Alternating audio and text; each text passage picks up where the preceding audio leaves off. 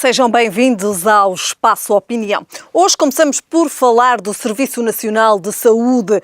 Vamos falar sobre o futuro do Serviço Nacional de Saúde e as implicações diretas neste Serviço Nacional de Saúde das greves que se têm sentido ao longo de 2018. Falamos das denúncias de praxes violentas na Escola Naval. Falamos ainda da questão dos bombeiros, que também aqui já ontem falamos. Voltamos a este tema. Falamos do PSD, que desafia a PS a aprovar iniciativas sobre arrendamento, e falamos do efeito contágio dos coletes amarelos na Europa. São estes os temas que temos hoje em análise. Comigo em estúdio César Oliveira. César, obrigada desde já pela sua presença. César, começamos precisamente por falar e por analisar esta questão. Qual é o futuro do Serviço Nacional de Saúde, César? Da forma como está, tem futuro?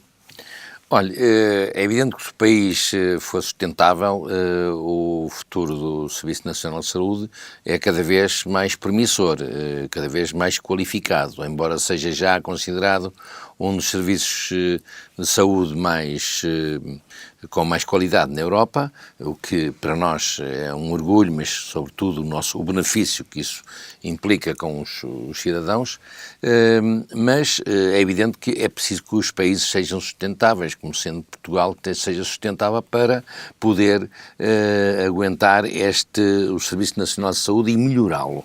Desde logo, eu acho que estão a acontecer algumas situações relacionadas ou interligadas com o Serviço Nacional de Saúde, que o Estado devia estar já a ter medidas preventivas e corretivas. Desde logo era preciso que o cidadão, todo cidadão, tivesse uma ficha transversal naquilo que é o seu cadastro de saúde, com fácil leitura em todas as instituições que sejam saúde e que estejam obrigatoriamente, deviam estar integradas naquilo que é a ligação com o Serviço Nacional de Saúde, mesmo falando dos privados, e de alguma forma também possibilitar que haja uma fixação de um contrato, uma espécie de contrato,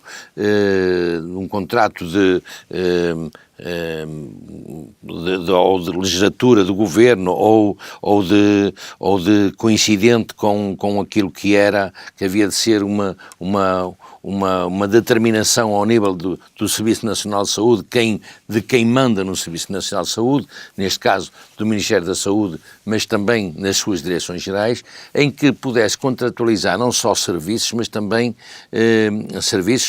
materiais. Portanto, os serviços implicavam, nomeadamente, a mão de obra, deveria implicar a mão de obra que os profissionais de saúde têm, como sendo os médicos, os enfermeiros, devia ser um contrato que obrigava as partes a cumprirem e não estarmos todos sujeitos, quer os profissionais, quer a tutela, estar sujeitos a permanentes oscilações e a fragilidades que prejudicam naturalmente o Serviço Nacional de Saúde. Verifique-se que agora, por exemplo, estão adiadas mais de 5 mil operações, que depois vão acarretar um atraso consequente e com os prejuízos consequentes. Ora, isto só acontece porquê? Porque o Estado ainda não foi capaz de fixar aquilo que deve ser um contrato digno para os trabalhadores e para os fornecedores, de forma a que lá tem que estar aí a sustentabilidade, tem que ter a sustentabilidade. Se houver sustentabilidade, há possibilidade para criar. Não é preciso só dizer, ou não basta só dizer que há um Serviço Nacional de Saúde. É preciso que haja sustentabilidade para ele. E, portanto, criar condições, quer aos profissionais, quer aos fornecedores do Serviço Nacional de Saúde, para produzir um serviço estável. Porque se não se produz um serviço estável, vai-se cair no que está a acontecer, o adiamento, falta de apoios, falhas que são intoleráveis e, portanto, isto faz fragilizar o Serviço Nacional de Saúde e por esse prisma vejo um futuro negro. E que implicações também têm tido estas greves dos enfermeiros neste Serviço Nacional de Saúde? Tem desde logo o adiamento... Põe em causa este sistema tal como ele está atualmente ou tal como ele é? Eu digo, poderá pôr, poderá pôr se caminhar para, digamos, para uma insustentabilidade daquilo que é o Serviço Nacional de Saúde. Mas o Estado tem que priorizar. O Serviço Nacional de Saúde é para continuar a aperfeiçoar, é para continuar a manter, é para continuar a melhorar. Tem que criar condições, não andar aqui nas negociatas pontuais, aqui e acolá com os enfermeiros, depois já ser com os maqueiros, depois já ser com os médicos. Isto não pode acontecer. A saúde não pode ser um fator ou um serviço que esteja sujeito a esse tipo de coisas. Tem que se contratualizar com as pessoas devidas, com os serviços e com os materiais, de forma a que se cumpra um prazo em que toda a gente sabe as suas regras e que não façam perigar nenhum serviço para os cidadãos e, nomeadamente, para o agravamento do Orçamento de Estado. O que está a acontecer é uma situação que eu espero que seja rapidamente regularizada, embora ontem fiquei um bocadinho desiludido com a prestação da Sra. Ministra da Saúde, porque, repare, se a solução é dizer-se que se vai a contratualizar enfermeiros privados e não sei quanto para ir para o Serviço Nacional de Saúde, eu acho que isto não tem pernas para andar, não é? Que também não concorda e também não aceita, uma vez que tinha sido proposto aqui uma ajuda do sistema privado de saúde, no qual a Ministra da Saúde também não concorda que nesta fase de greve se faça aqui também, digamos assim, uma publicidade ao sistema privado, César? É assim, eu penso que até nesse aspecto, o Estado devia criar aqui algumas regras. Eu acho que o cidadão podia ter direito a ter um acesso à saúde privada, desde que se fosse tabelados pelo Estado aquilo que são, digamos, as suas disponibilidades para o efeito. O privado encaixava-se muito bem, não se encaixava, ficava de fora. Ora, porque a saúde, é evidente que quem tem os hospitais privados também tem o objetivo do lucro, mas o primeiro objetivo deve ser produzir boas práticas da saúde. Ora, se o Estado regular digamos, isto é, o fornecimento de serviços dos privados para o Estado, devidamente tabelados, enquadrados naquilo que é o custo no Serviço Nacional de Saúde, poderá ser uma solução, por essa via. Agora, porque depois os cidadãos, vamos ao privado. Se não tiver a cobertura do Estado para isso, não podem ir aos privados que não têm meios para o fazer. E por um lado. Por outro lado, se o Estado não tem competência ou não tem a capacidade para atender de uma forma generalizada aos cidadãos, deve criar parcerias com o setor privado, tabeladas, devidamente enquadradas. Se arranjar aqui um curativo custa X, vai ao privado, o Estado paga, era o que tinha, a despesa que lá tinha, com as devidas regras, devidamente prescrito. Ora, se isto tiver tudo isto é complexo. Naturalmente, para nós, nós só queremos os bons serviços, mas eu percebo, e nós devemos perceber, que isto é uma situação muito complexa, mas o caminho é para a determinação se o Serviço Nacional de Saúde é para continuar, e eu acho que sim, porque de facto temos um serviço que, acho, ao nível da Europa, já é de relevo e com consequente prestação dos profissionais, ele há de ser cada vez melhor, estou consciente disso, porque se vê que os profissionais de saúde são pessoas dedicadas. Agora, há as suas lutas laborais que essas deviam ser estancadas com aquilo que era um contrato de gestão, um contrato de prestação de serviços. E durante esse contrato de prestação de serviços não havia convulsões. Isso, assim é que devia ser.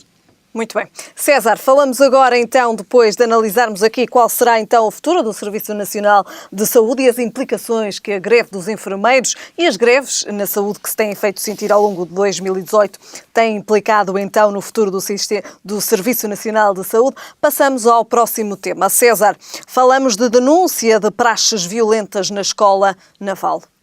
Olha, isso é negado pela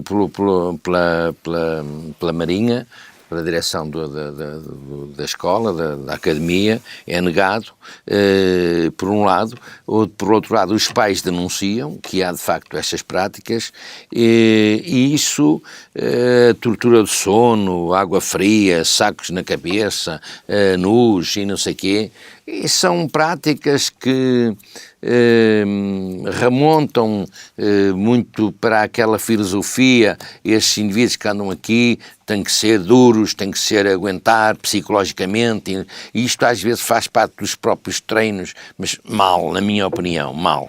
Agora, o que eu não percebo é como é que eu fiz tropa e sei muito bem que passei na tropa, quer dizer, fazer coisas que não tenham aplicação nenhuma depois na prática do nosso serviço militar. Mas pronto, era assim a filosofia. As filosofias, pelos vistos, não têm mudado grande coisa e continua-se a assistir a isto, que a Marinha desmente, diz que não há nada disso, que há um programa, até que são os mais velhos que acompanham os mais novos, para a integração, não sei, que se calhar são os mais velhos que fazem estas maldades, portanto, que são os tais doutores, não é?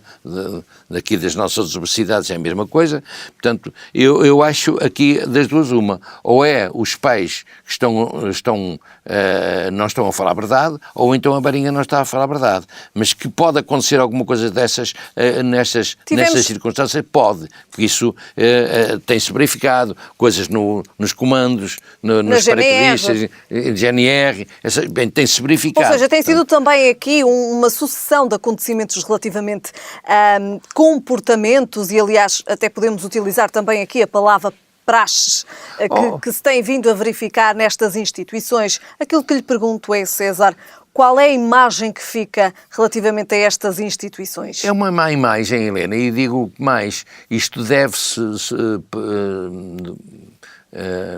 de uma forma significativa, deve-se à não aceitação daquilo que é as nossas comunidades.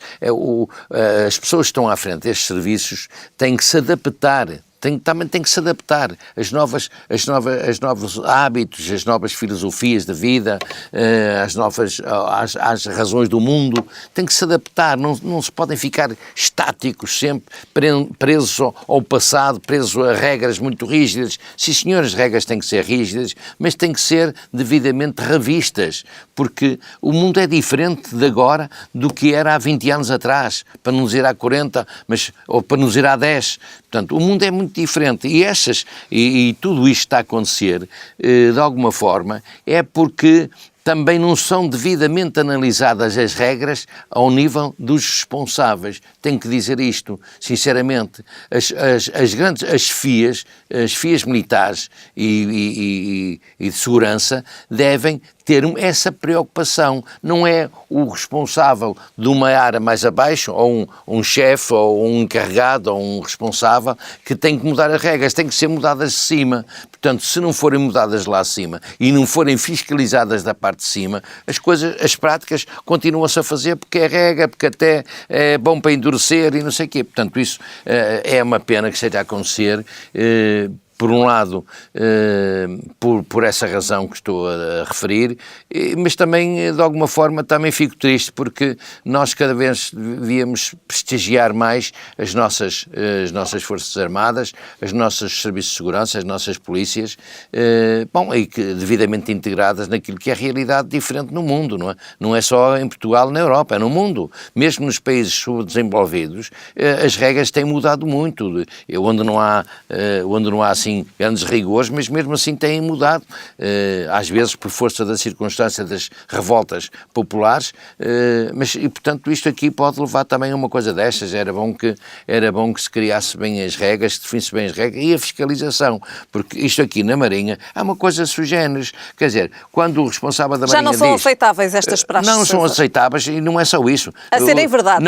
A ser verdade. A Marinha diz que não é verdade, mas os pais dizem que é verdade.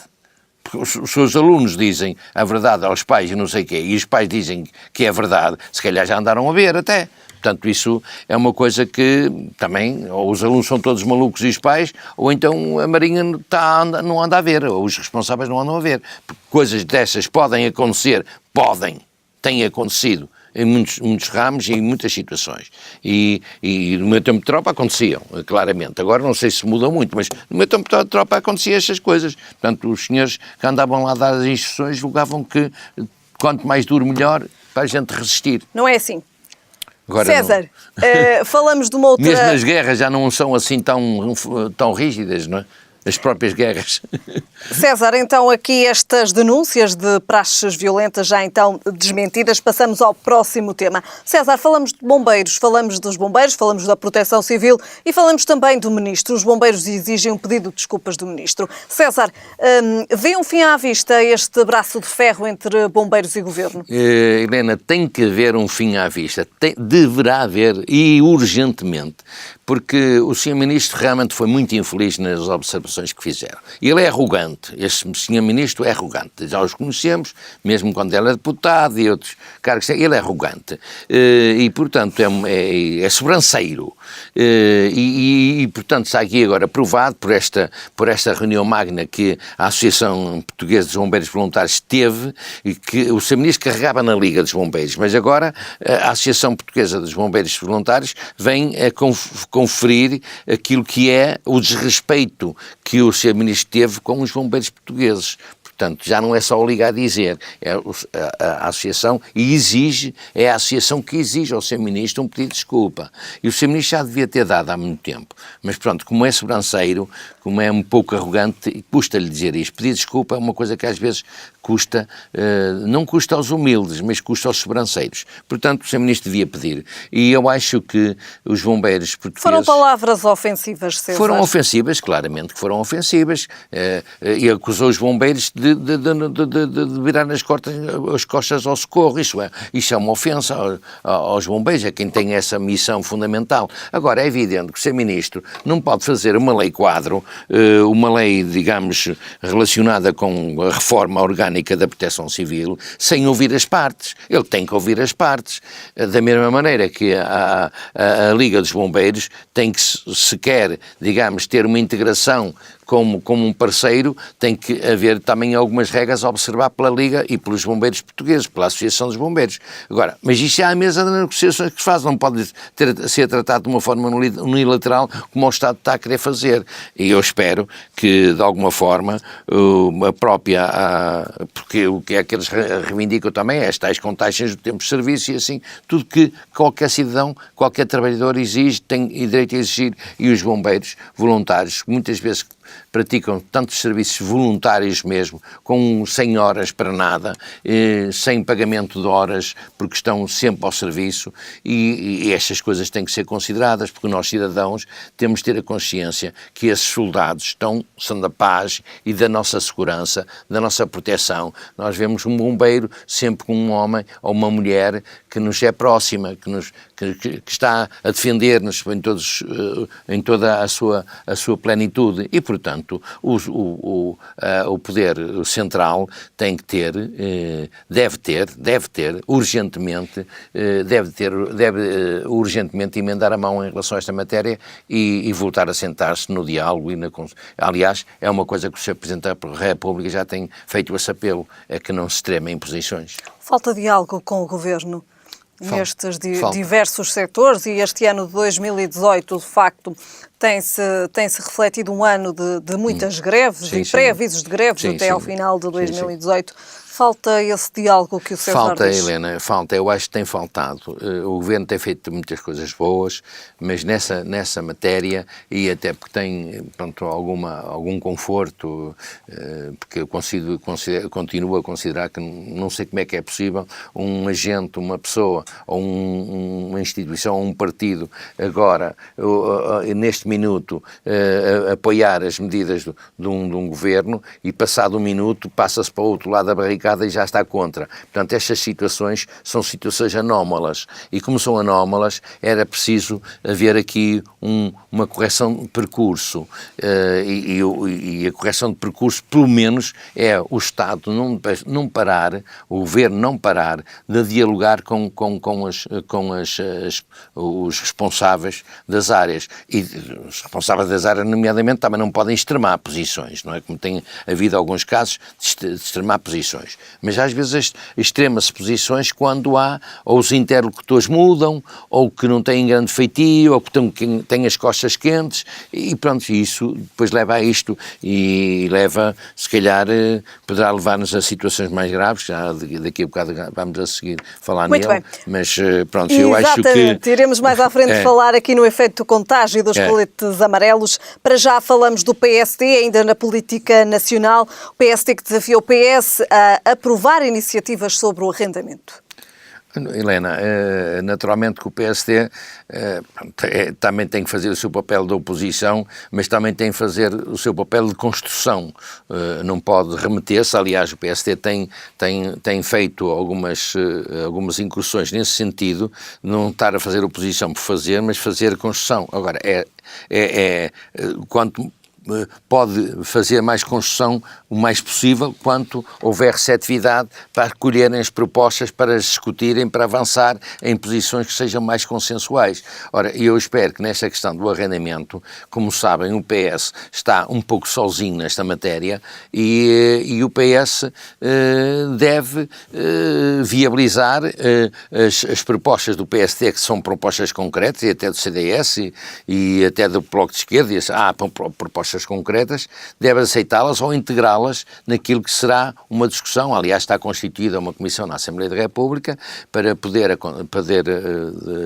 chegar-nos a um projeto de lei final, mas, digamos, o PS tem toda a vantagem em acolher as propostas do PSD, porque é um partido que tem uma forte implantação no Parlamento e que tem consigo o CDS e até algumas forças de esquerda.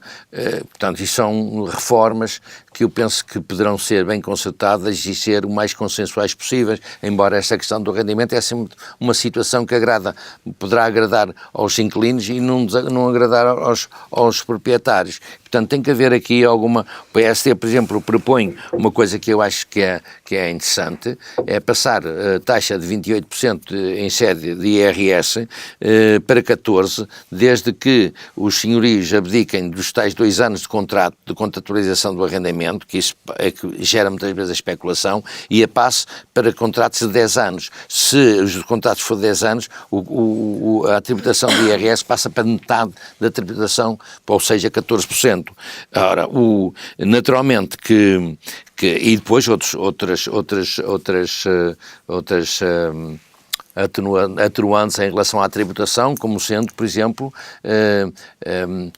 beneficiar os senhorios no arrendamento para os estudantes, por exemplo. É uma medida que também está em cima da mesa, que se sabe que há insuficiência de alojamento para os estudantes. Ora, se o senhorio... Aqui há algumas questões relativas ao alojamento. Se o senhorio tiver alguns incentivos fiscais para esses arrendamentos, se calhar é um bom caminho. Se calhar é um bom caminho, em vez de andares, que as casas não se fazem de repente e depois também ninguém vai fazer casas para daqui a 5 anos já serem excedentes. Portanto, há que ter aqui um incentivo, naturalmente, aos senhorinhos para alugar a um estudante a preços mais baixos, desde que tenham uma colaboração da parte do Estado ao nível da tributação. Portanto, eu acho que isso poderá ser das rendas facultativas. O PSD fala numa coisa que já devia ter sido há muitos anos, mesmo até no tempo que o PSD esteve no governo, que era a questão do abandono do património nacional em relação a estas matérias, nomeadamente, em que estão sem ser utilizadas, e era preciso que o Estado descesse. Ora, aí era uma boa oportunidade de fazer descentralização para as câmaras. Era esse património passá-lo para as câmaras, que as câmaras sabem rentabilizar melhor, em vez de estar parado e a degradar-se. Muito bem. César, falamos agora então de política internacional e falamos do efeito contágio dos coletes amarelos. César, que efeito terá então aqui, ou terão estas manifestações que se fizeram sentir ao longo das últimas semanas em Paris, que foram então e ficaram apelidadas e ficaram conhecidas por coletes amarelos? Em Paris, na Bélgica, de alguma forma, não é? Mas já se faz sentir este efeito, e agora César. também são focos, mas vão aparecendo por todo lado, não é? Helena, isto é uma situação que é evidente que há aqui uma ferramenta que tem contribuído muito para isso, que é a questão do Facebook. Facebook. O Facebook, de facto, tem contribuído... Tem sido uma ferramenta de divulgação. É uma ferramenta de divulgação, pode ser muito boa, pode ser perigosa em alguns... Porque estas ferramentas às vezes são utilizadas por pessoas que às vezes não têm consciência do que está em causa, não é? Portanto, era preciso haver regras. O Macron fez aquela regressão, primeiro abispou-se para ser o rei desta coisa toda e depois fez uma regressão porque de facto viu chegar ao fim aquilo que era, nomeadamente, a sua relevância no contexto europeu. Quer dizer, na verdade... É evidente que em França o ordenado mínimo nacional já se situa nos 1.500 e tal euros, enquanto que aqui em Portugal são 600 e andamos aqui a discutir se deve aumentar mais 30 euritos ou não. E a Espanha pega um dia desses e aumentou 200 e tal euros. 235 Neste momento, euros. o salário mínimo na Espanha é de 900 euros. Sim, pois, saiu de 665 para 900 euros, portanto um aumento de 235 euros por mês.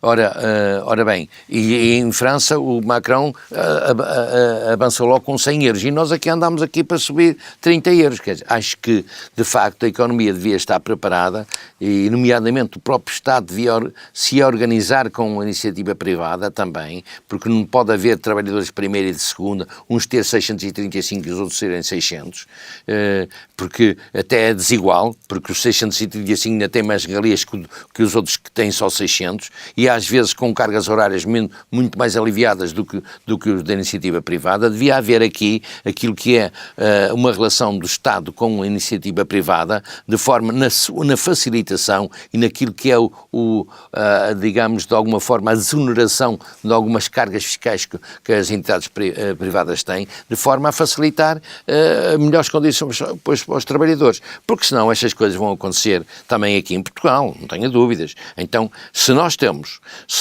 o ordenado mínimo nacional quase mais baixo da Europa e temos a eletricidade e o gás mais caro da Europa, pelo menos a eletricidade. Temos, nomeadamente,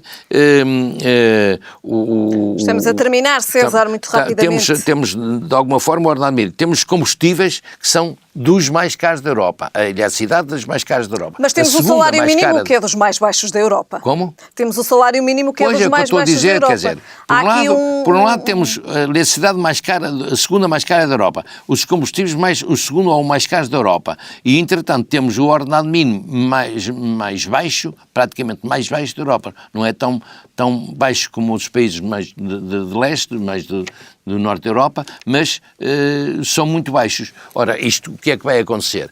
Vai haver alguma revolta, vai haver porque isto é o tal rastilho que se...